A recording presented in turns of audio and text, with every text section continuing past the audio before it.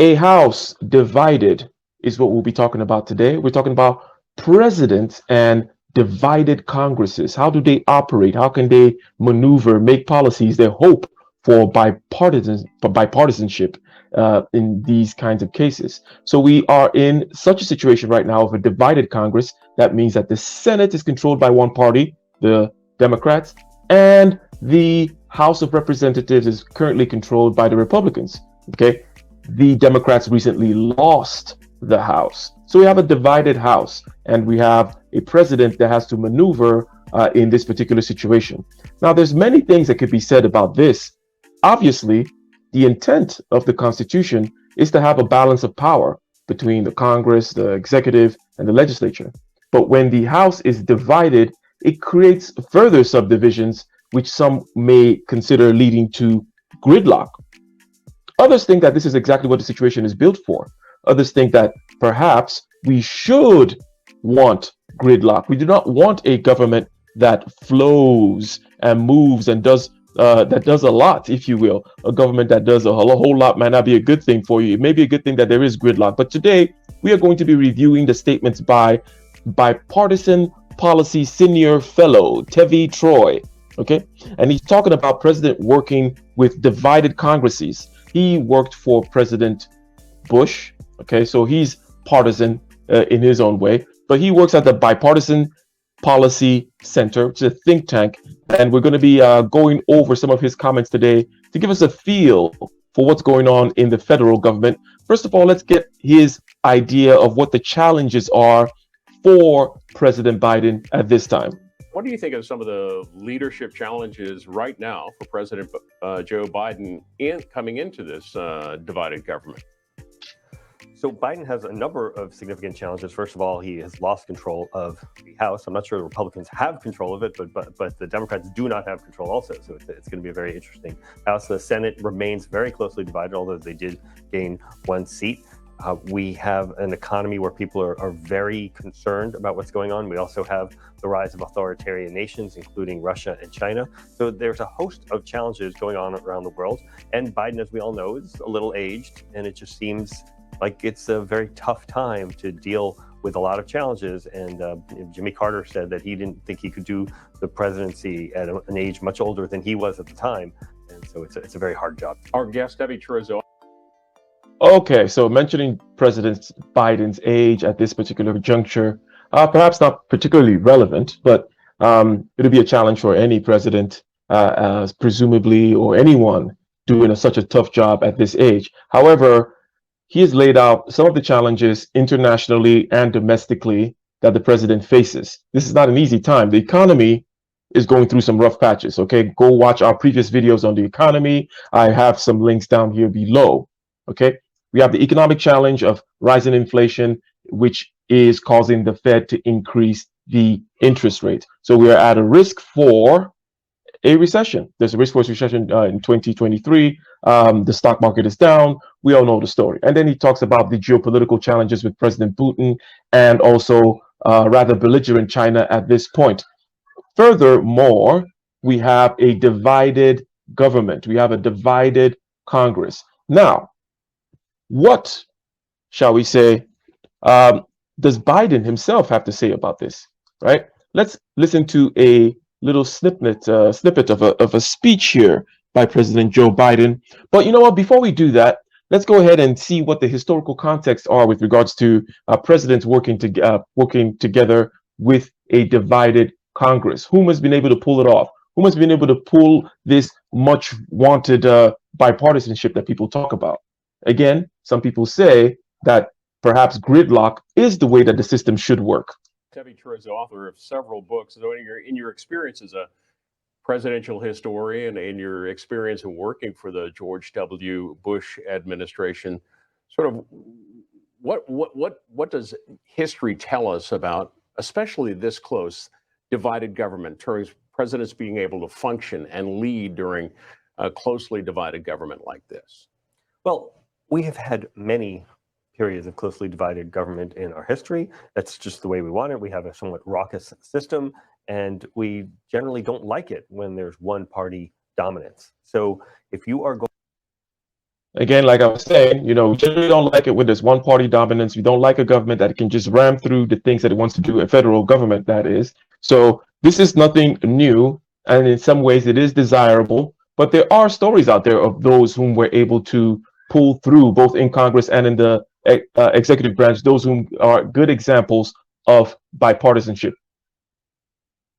Going to be a successful leader, you have to figure out how to navigate through a period of divided government and get things accomplished for the American people. Is part of the problem that the sides continue to bang the drum for their side as opposed to working together? They're banging the drum for the next election. Well, yes, but politicians are always banging the drum for the next election. I think it's more an issue of geographic sorts. It used to be you would have Northeastern liberal Republicans and conservative Southern Democrats, and now you have people that are much more linked to the geography they live in, and the ideology matches the geography. A number of people have also talked about C-SPAN and transparency, and legislators can't have behind the scenes negotiations if everything's on camera, because they go back home and then they get yelled at for negotiating with the evil other side. I think those are challenges as well. Yeah. Okay. So let's now hear from President Joe Biden. Let's hear from President Joe Biden with regards to how he plans to move forward with his agenda. Okay. How is his agenda going to be affected by the fact that we now have a House that is controlled by the Republicans? Are things going to change? Should things change? Does he have to go back on some of the promises that he made, or does he have to go back on some of the things that he already passed and is in motion? What is his? How is he going to handle this particular question? Let's go ahead and hear from President Joe Biden. You said you do anything differently. If Republicans control the House, don't you need to recalibrate to some extent to try to work across the aisle with a Republican-led House? Well, let me put it this way. What I meant was I don't have to change any of the policies I've already passed. That's what they said they want to go after. And so what I have is a simple proposition. I have a pen that can veto. Okay? So that's what I mean. I don't have to recalibrate whether or not I'm going to continue to, fund we're going to continue to fund the infrastructure bill, or we're going to continue to fund the environment, et cetera. We have to, I think there's a growing pressure on the part of the American people, expecting both parties and all elements of both parties to work out their substantive differences, and not just, I'm not going to do that because it would benefit that party. Just making it personal. So it remains to be seen what the makeup of the House will be. But I'm hopeful that Kevin and I can work out modus vivendi as to how we'll proceed with one another. Kevin McCarthy is whom President Joe Biden is referring to when he says Kevin. Kevin McCarthy is going to be the Speaker of the House. And you heard President Joe Biden say that basically, I'm not going to go back on the things that I've already passed. I'm not going to go back on the funding of the things that are already in place. And these are the things that the Republicans are saying that they're going to go after. Now, in order for the Republicans to be elected, and in order for them to give their constituents and their base the red meat, they're going to say things such as, well, we're going to slash this and slash that. We're going to stop this. We're going to go back on that. We're going to repeal and all that kind of stuff, right? But often it is not so easy, is it? And as Joe Biden says, he has a veto pen. Okay, things come through the Congress and they can make it past the Senate. He can veto those line items, but the Congress can still choose to pass those in order to satisfy their constituents that they're trying something. Another thing that the Republican Congress can do is participate in a lot of investigations. Okay, so you can expect a lot of laptop talk to be happening. Okay, laptop investigations of all kinds. Now, that is indeed legitimate in terms of the connection with Ukraine, Zelensky, and many other things. While I do not agree with some of the ways the salacious information about Joe Biden's son was released and his laptop, right? There was a lot of things in there that run contrary to freedom of speech and privacy and all that. So rather disgusting stuff that happened in that regard. But there is important stuff that has to be done investigation wise in that regard. So investigations take place,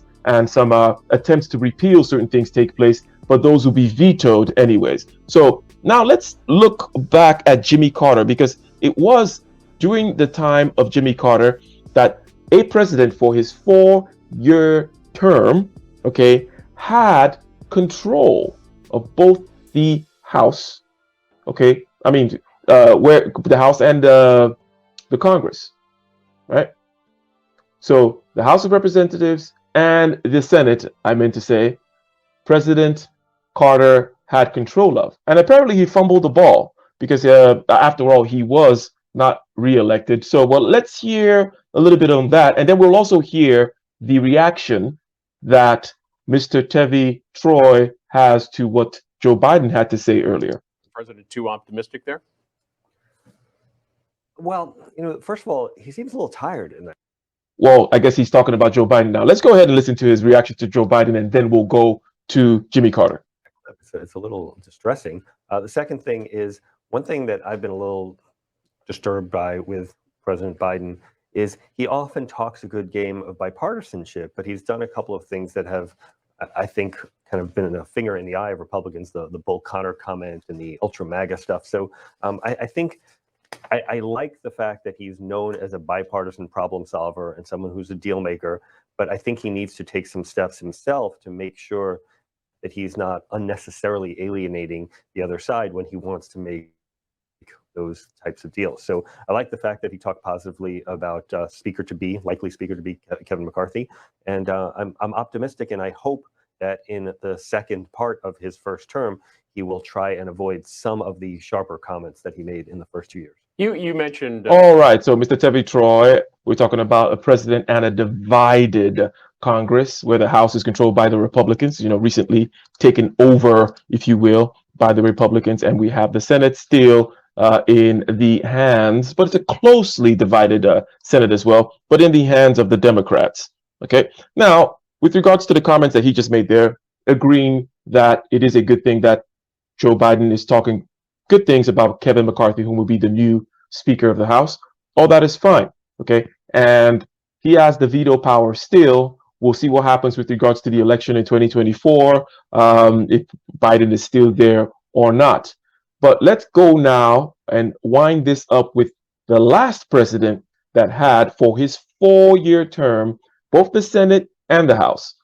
President Jimmy Carter had both the Senate and the House. How did he fare? How did he handle it? Okay, as I mentioned earlier, apparently not so well here from Mr. Tevi Troy of the Bipartisan Center. He's the president there, and let's see. Back to the divided government, the history of divided government. Jimmy Carter was the last president we had that had complete unity of government, Democratic control of the House and Senate during his 4 years as president. Did that help or hurt him? Well, he didn't get reelected. I guess that's one way to view it. But not only did he not get reelected, but he has one of the worst reputations of his presidency of any president. So it's not necessarily the best thing to have government of one party for your entire term. And look, one of the things that Carter did wrong was he alienated his own Democratic members of Congress. He famously didn't provide enough tickets for the inauguration for the Speaker of the House. And he wouldn't have, his legislative staff would tell him to bring members of Congress to the White House to play tennis or to do a movie or watch a movie. And so he would do it. He would watch a movie with them and he'd play tennis with them. And then he would leave and not talk to them after. And he would say to his staff, well, I played tennis with them. I did a movie with them. But that's not what his staff wanted him to do. His staff wanted him to schmooze them and work with them. And Jimmy Carter just wasn't great at doing that. And again, this is Democrat on Democrat. And he just didn't do a good job of it. Let's get...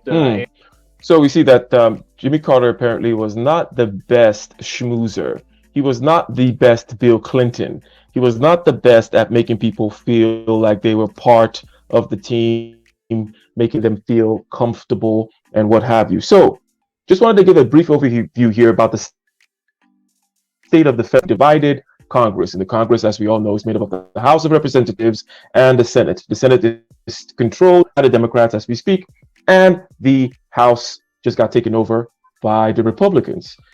Mr. Kevin McCarthy is going to be the new Speaker of the House. Nancy Pelosi gave up that position. Okay, the famous Nancy Pelosi gave up that position over to Mr. Kevin McCarthy. Joe Biden gave his thoughts as to how he'll be moving forward. He says, hey, I'm not going to go backwards on the things that are already put in motion. I'm not going to take back the funding of my infrastructure bill, for example. And if they do try those kinds of things, which they promised in their campaign, they being the Republicans, come from my old bills, I'm going to veto these things. So what are your thoughts, ladies and gentlemen?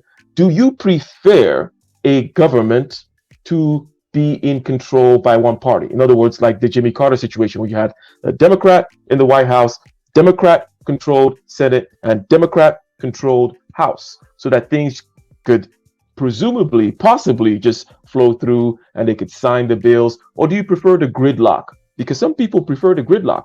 People say that the gridlock and the fact that it is difficult to get things done in the government might be a good thing for you. Okay, it might be a good thing that they're not able to just get what they want.